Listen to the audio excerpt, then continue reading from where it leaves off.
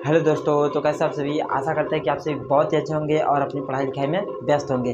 तो आज की इस नए वीडियो में हम लेकर आए हैं जिसका नाम है निर्णय समीकरण। ये बहुत ही इम्पोर्टेंट टॉपिक है। यदि आप वीडियो को लास्ट तक देखेंगे तो आपका ये बहुत ही इम्पोर्टेंट टॉपिक तैयार हो जाएगा, जिस पर बहुत सारे न्यूमेरिकल बनते रहते हैं। तो आइए सबसे पहले हम इसको पढ़ते हैं। निर्णय समीकरण में लिखा क्या हुआ है।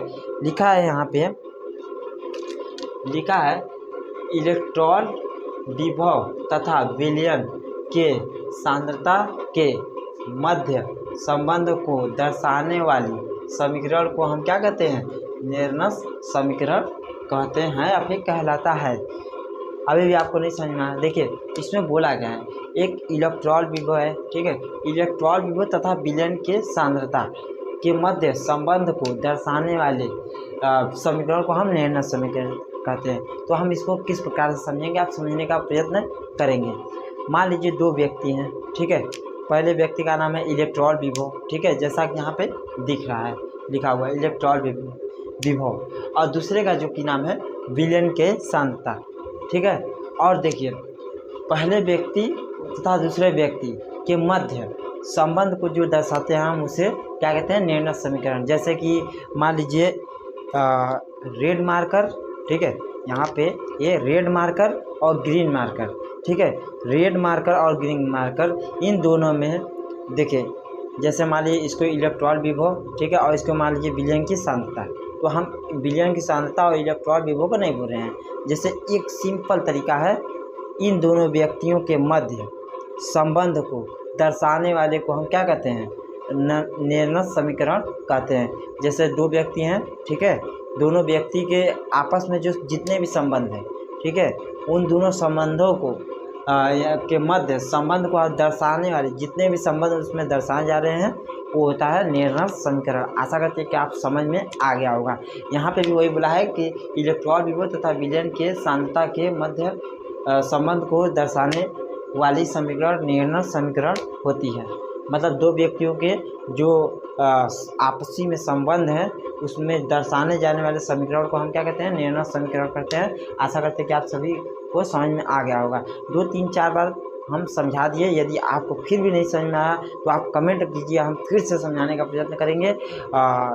यदि आप और बेहतर समझना चाहते हैं तो यदि आप चाहें तो वीडियो को पीछे भी कर देख सकते हैं, बहुत ही आसान है, ठीक है। तो देखिए, निर्णय समीकरण होता क्या है। सबसे पहले हम एक समीकरण लिखते हैं। देखिए, यहाँ पे हम एक समीकरण लिखते हैं। समीकरण जैसे हमारा हो गया mn, ठीक है, mn प्लस, फिर उसके बाद हमारा हो गया ne माइनस, और उसके बाद हमारा यहाँ पे होगा m, जो कि यहाँ पे दिख रहा होगा आप सभी को, ठीक है। अब इस समीकरण से हम कैसे निर्णय समीकरण करेंगे? जैसे इस समीकरण के लिए हमारा निर्णय समीकरण होगा E बराबर ई नॉट माइनस R3 बटा NF लॉग, उसके बाद हमारा होगा M बटा mn प्लस, ठीक है। ये हो गया हमारा निर्णय समीकरण, ठीक है। अभी देखिए, अब इससे हम निर्णय समीकरण बना रहे हैं। यदि log 10 करेंगे तो हमारा क्या होगा? अब यहाँ पे हम देखते हैं, यहाँ पे हम लिख रहे हैं log 10 करने पे क्या होगा। यहाँ पे दिख रहा होगा E बराबर ई नॉट माइनस RT बटा NF लॉग M बटा MN प्लस, ठीक है। अब इसको हम लॉग में कन्वर्ट कर रहे हैं, log 10 में। तो हमारा होगा E बराबर ई नॉट माइनस, उसके बाद 2.303 RT बटा NF log 10, उसके बाद रहेगा 1 बटा MN प्लस, ठीक है। यहाँ तक आप सभी को समझ में आ गया होगा। ये होता हमारा निर्णय समीकरण, ठीक है। यहाँ तक आप सभी को बहुत ही अच्छे से समझ में आ गया होगा। हमने क्या किया, log 10 log जो है log को log 10 में परिवर्तित किया, तो हमारा क्या हो गया, E बराबर E0 माइनस 2.303 ना RT बटा NF log 10 1 बटा MN प्लस। ठीक है, ये हमारा हो गया निर्णय समीकरण। अब देखिए इस पर भी बहुत सारे न्यूमेरिकल आते रहते हैं और बहुत ही इम्पोर्टेंट है ये न्यूमेरिकल के लिए, क्योंकि न्यूमेरिकल में आपसे किसी का भी मान पूछ सकता है। तो अब देखिए इसके बाद हम जैसे RT और NF इस सब का मान रखेंगे तो क्या आएगा, एक और फार्मूला बनता है, जैसे कि यहाँ पे हम लिख रहे हैं। यहाँ पे देखिए यहाँ ये देखिए इम्पोर्टेंट है, ये इम्पोर्टेंट है, ये बहुत ही इम्पोर्टेंट फार्मूला है जिस पे न्यूमेरिकल बहुत सारे आते हैं। अब हमारा देखिए ये भी इम्पोर्टेंट है जो लिख रहे हैं हम, हमारा होगा इसके देखिए R और T और F का जो मान रखेंगे पूरा कैलकुलेशन करके क्या रहा है, हम डायरेक्ट यहाँ पे लिख रहे हैं। तो E बराबर यहाँ पे E बराबर E0 माइनस 0.0591 बटा N और उसके बाद हमारा रहेगा log 10, उसके बाद होगा 1 बटा MN प्लस। ये हमारा ये भी बहुत इम्पोर्टेंट ये भी बहुत इम्पोर्टेंट फार्मूला हमारा जो कि निकल कर आ गया। तो आप इस फार्मूले को भी याद रखिएंगे और इस फार्मूले को भी आप याद रखेंगे। ठीक है, यहाँ तक आप सभी को समझ में आ गया होगा। अब हम देखेंगे E क्या है, E0 क्या है, R क्या है, T क्या है, N क्या है, F क्या है।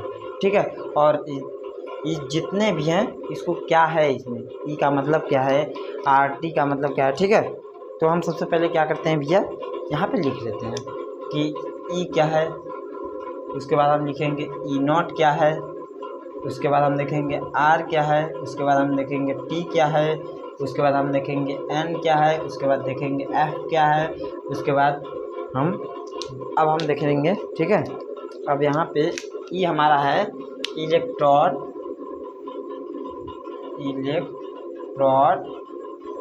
विभव।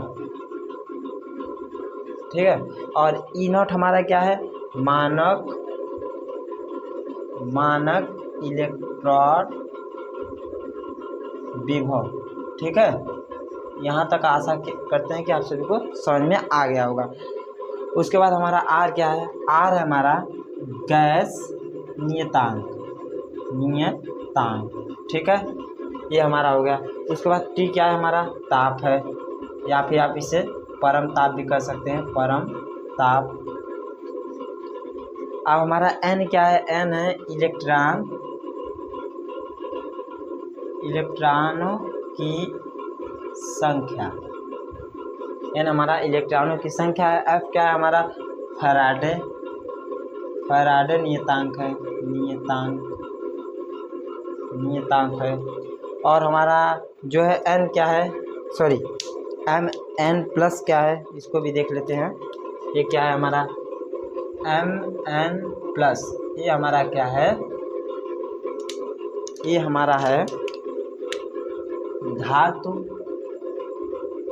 आयन की सांद्रता, ये हमारा होता है यहाँ पे। तो आशा करते हैं कि आप सभी को निर्णय समीकरण बहुत ही आसान शब्दों में समझ में आ गया होगा। तो एक बार हम फिर से सभी को रिवाइज करेंगे। देखिए हम बहुत ही आसान शब्दों में फिर से रिवाइज करेंगे। देखिए ये क्या है, निर्णय समीकरण, समझने का प्रयत्न करेंगे। तो देखिए यहाँ पे जैसा कि लिखे हैं, इलेक्ट्रॉन विभव तथा विलयन की सांद्रता के मध्य संबंध को दर्शाने वाली समीकरण को हम क्या करते हैं, निर्णय समीकरण करते हैं। फिर से समझा रहे हैं, जैसे दो व्यक्तियों का आपस में संबंध को दर्शाने वाले को, जैसे हमारी आपसी संबंध है, दो लोग हैं, उनके आपसी संबंध जितने भी है उसी को हम निर्णय समीकरण कहते हैं। तो यहाँ पे हमने क्या लिखा है, इलेक्ट्रॉन विभव तथा विलयन की सांद्रता के मध्य संबंध को दर्शाने वाले समीकरण को हम क्या कहते हैं, निर्णय समीकरण कहते हैं। ठीक है, अब ये हमारा क्या होगा, एक हमने क्या किया, समीकरण लिख दिया। ये हमारा क्या है, ये हमने समीकरण लिख दिया। यहाँ पे हमने एक समीकरण लिख दिया, समीकरण हो गया। अब उसके बाद अब क्या कि इसी समीकरण से हमने निर्णय समीकरण को निकालने का प्रयत्न किया। तो E बराबर ई नॉट माइनस आर टी बटा एन एफ लॉग एम बटा एम एन प्लस। उसके बाद हमने क्या किया, लॉग को हम log 10 में परिवर्तित किए, log 10 में हम परिवर्तित किए तो हम क्या हुआ, ई बराबर ई नॉट माइनस 2.303 आर टी बटा एन एफ log 10 बराबर 1/m_n प्लस। ये हमारा आ गया, जो कि बहुत ही इंपॉर्टेंट फार्मूला हो गया। ठीक है, इस पे न्यूमेरिकल आते हैं। उसके बाद हमने क्या किया, इन सभी का मान रख दिया, जिसको सॉल्व करने पर हमारा क्या आ गया, ई बराबर ई नॉट माइनस 0.0591 बटा एन log 10 1/m_n प्लस। उसके बाद हमने देखा कि ई क्या है और ई नॉट क्या है, आर टी क्या है, एन एफ क्या है, ये सब हम देखें तो हमारा क्या है भैया, ई है इलेक्ट्रॉन विभव, ई नॉट है मानक इलेक्ट्रॉन विभव, आर क्या है गैस नियतांक है, टी क्या है ताप या फिर परम ताप है, उसके बाद एन क्या है इलेक्ट्रॉनों की संख्या है, और उसके बाद एफ क्या है फैराडे नियतांक है, उसके बाद एम एन प्लस धातु आयन की सांद्रता है। तो आशा करते हैं कि आप सभी को समझ में आ गया होगा। यदि तब पर भी आपको दिक्कत कोई आ रही है, कोई भी इम्पोर्टेंट क्वेश्चन चाहिए या फिर किसी भी प्रकार की दिक्कत आ रही है, तो आप कमेंट बॉक्स में कमेंट कर दीजिए। हम उस पर बहुत जल्द वीडियो अपलोड करने का प्रयत्न करेंगे। हम 2-3 बार इसलिए समझाते हैं ताकि आप सभी को समझ में आ जाए। ठीक है, तो तब तक के लिए बहुत बहुत धन्यवाद आप सभी का। ठीक।